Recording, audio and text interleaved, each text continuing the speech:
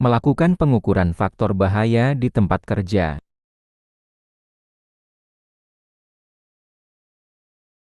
Outline, identifikasi faktor bahaya yang memerlukan pengukuran. Pemilihan metode dan alat ukur faktor bahaya, pelaksanaan pengukuran dan pencatatan hasil, analisis hasil pengukuran dan rekomendasi pengendalian.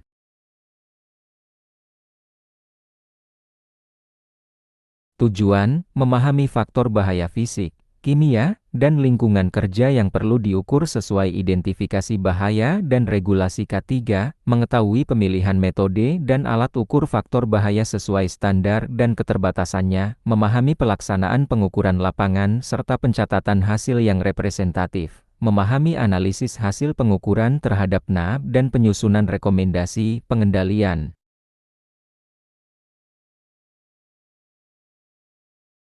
Tujuan identifikasi faktor bahaya untuk pengukuran. Identifikasi faktor bahaya bertujuan menentukan parameter K3 yang perlu diukur secara objektif di tempat kerja. Proses ini memastikan pengukuran dilakukan pada faktor yang benar-benar berdampak terhadap keselamatan dan kesehatan kerja. Identifikasi yang tepat membantu mencegah pengukuran yang tidak relevan serta mendukung pengendalian risiko berbasis data. Kegiatan ini menjadi fondasi utama dalam rangkaian pengukuran faktor bahaya di lingkungan kerja.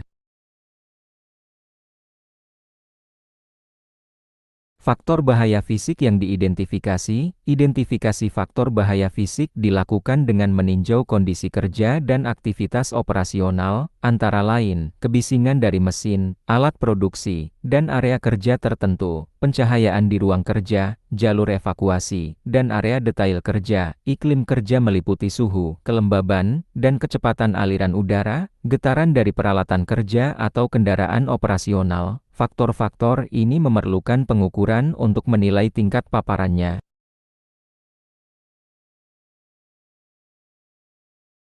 Faktor bahaya kimia yang memerlukan pengukuran. Identifikasi faktor bahaya kimia difokuskan pada potensi paparan zat berbahaya di udara kerja, meliputi debu total dan debu respirabel dari proses produksi, gas berbahaya dari pembakaran atau reaksi kimia, uap bahan kimia dari pelarut, cat, atau bahan pembersih, asap proses kerja tertentu. Pengukuran diperlukan untuk memastikan konsentrasi aman sesuai ketentuan K3.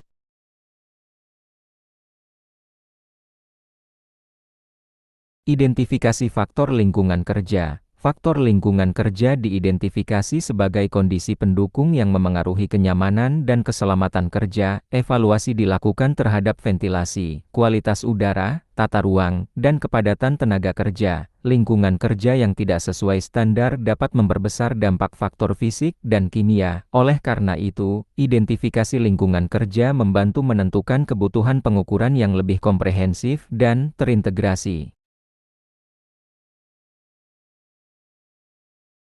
Dasar prioritas faktor bahaya yang diukur. Penentuan faktor bahaya yang wajib diukur didasarkan pada beberapa pertimbangan utama, hasil identifikasi bahaya dan penilaian risiko awal, durasi dan intensitas paparan tenaga kerja, jumlah pekerja yang terpapar faktor bahaya, persyaratan regulasi dan standar K3 yang berlaku. Pendekatan ini memastikan pengukuran fokus pada risiko paling signifikan.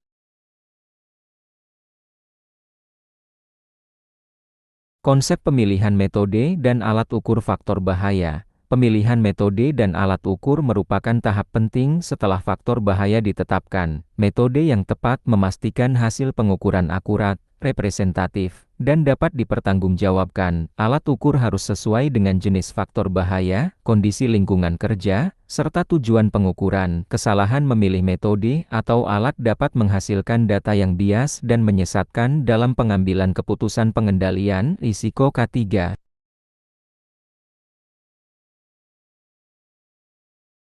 Kriteria pemilihan alat ukur. Pemilihan alat ukur faktor bahaya dilakukan dengan mempertimbangkan beberapa kriteria utama, yaitu jenis faktor bahaya yang akan diukur, fisik atau kimia, rentang ukur dan tingkat sensitivitas alat, standar teknis dan rekomendasi penggunaan alat, kesesuaian alat dengan kondisi lapangan. Kriteria ini memastikan alat mampu merekam paparan secara akurat dan konsisten.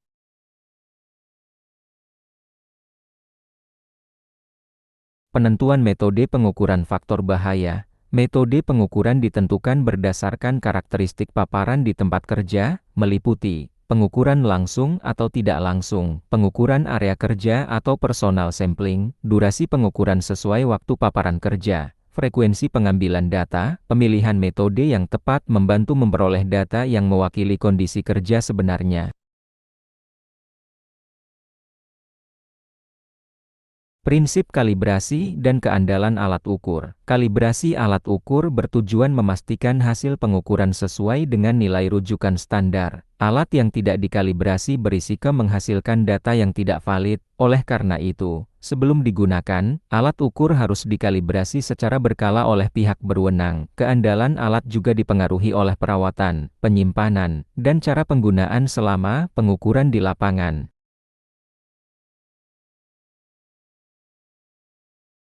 Keterbatasan metode dan alat ukur. Setiap metode dan alat ukur memiliki keterbatasan yang perlu dipahami. Faktor lingkungan, kesalahan penggunaan, serta batas deteksi alat dapat memengaruhi hasil pengukuran. Pemahaman terhadap keterbatasan ini penting agar hasil pengukuran tidak ditafsirkan secara keliru. Dengan menyadari batasan alat dan metode, analisis risiko dan rekomendasi pengendalian dapat disusun secara lebih objektif dan realistis.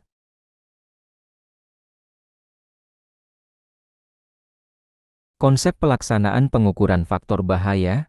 Pelaksanaan pengukuran faktor bahaya merupakan tahap operasional untuk memperoleh data paparan di tempat kerja. Kegiatan ini dilakukan setelah metode dan alat ukur ditetapkan. Pengukuran harus mengikuti prosedur kerja yang aman dan standar teknis agar hasilnya valid. Pelaksanaan yang konsisten memastikan data yang diperoleh benar-benar mencerminkan kondisi kerja aktual sebagai dasar evaluasi risiko. K3.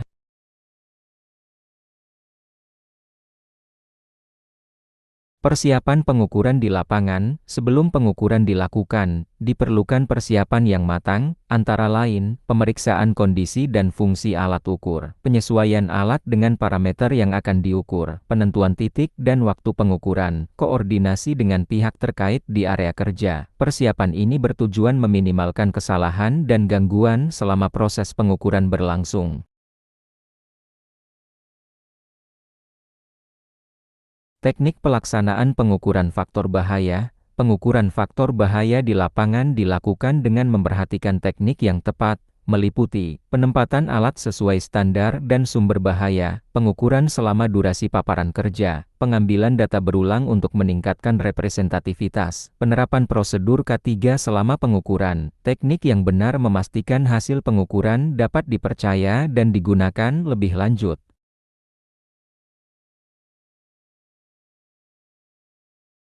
Pengambilan data yang representatif. Data pengukuran harus mewakili kondisi kerja sebenarnya agar analisis risiko akurat. Oleh karena itu, pengukuran dilakukan pada jam kerja normal dan kondisi operasional rutin. Pemilihan lokasi, waktu, dan jumlah sampel menjadi faktor penting. Data yang tidak representatif dapat menyebabkan kesimpulan keliru dan pengendalian risiko yang tidak tepat sasaran.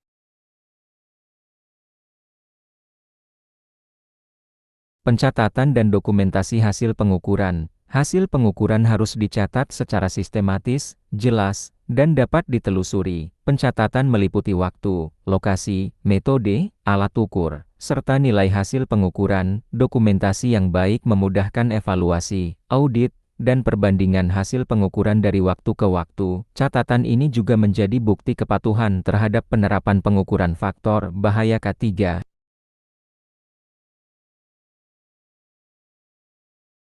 Konsep analisis hasil pengukuran faktor bahaya. Analisis hasil pengukuran dilakukan untuk menilai tingkat paparan faktor bahaya di tempat kerja berdasarkan data yang telah diperoleh. Tahap ini bertujuan mengubah data teknis menjadi informasi K3 yang bermakna. Analisis dilakukan secara sistematis agar dapat menggambarkan kondisi kerja yang sebenarnya. Hasil analisis menjadi dasar penentuan tingkat risiko serta kebutuhan tindakan pengendalian yang sesuai.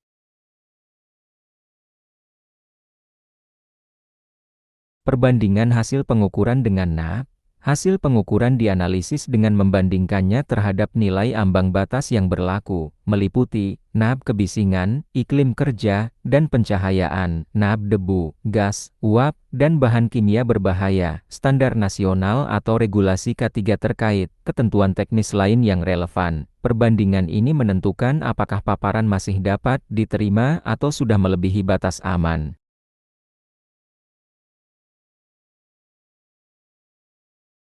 Penentuan tingkat risiko paparan, setelah dibandingkan dengan NAB, tingkat risiko ditentukan dengan mempertimbangkan besarnya nilai paparan hasil pengukuran, durasi dan frekuensi paparan tenaga kerja, jumlah pekerja yang terpapar, dampak kesehatan atau keselamatan yang mungkin timbul. Penentuan tingkat risiko membantu menetapkan prioritas pengendalian secara objektif.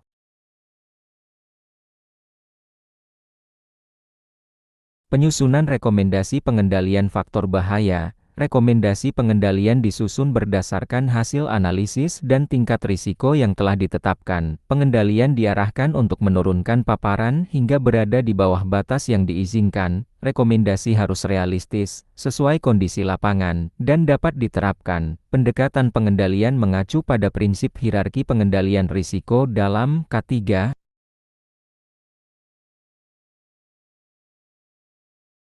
Tindak lanjut hasil analisis pengukuran. Hasil analisis dan rekomendasi pengendalian perlu ditindaklanjuti secara terencana. Tindak lanjut mencakup implementasi pengendalian, pemantauan efektivitas, serta pengukuran ulang bila diperlukan. Dokumentasi hasil analisis menjadi referensi penting dalam evaluasi berkala. Proses ini memastikan perbaikan kondisi kerja berjalan berkelanjutan dan berbasis data pengukuran yang valid.